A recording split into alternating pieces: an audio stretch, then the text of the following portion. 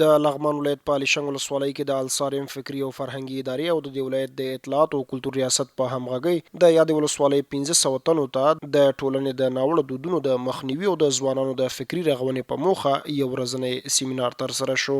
نن موږ الیشنګ ولسوالۍ د مقام په مسجد کې د الیشنګ ولسوالۍ مختلفو درو علماء کرام سپینګیري ځوانان راټول شوي دغه ته د امیر المؤمنین صاحب د ولسمې فرمان په اساس باندې د ناوړو دودونو د مخنیوي لپاره هغه فرمان ورته تشریح کوو. دغه په اړه باندې سیمینار په دغه برخه کې د اسلامي نظام د استحکام یا د اسلامي نظام ګټې ورته بیانې شوې.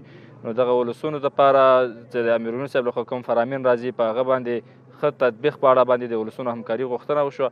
بل لور ته د سیمې قومي مشران د ناوړه دودونو د مخنیوي په موخه د مسؤلینو هڅې ستایي او د ځوانانو فکري رغونه کې دا ډول سیمینارونه ګټور یادوي.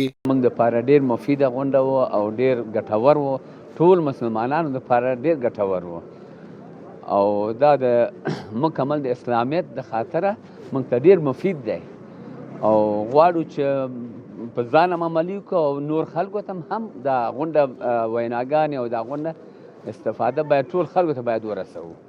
دا د رسول الله صلی الله علیه وسلم فرمان دی. امیر المؤمنین موږ ته یادوري وکړه د هغې د تازهوالي دپاره. دا دومره مفید دی، عام خلک یې اوري، نارینه مشران کشران معلمین علما ټول خلک تر ده پورې چې محصلین ټول پکې حاضر وو.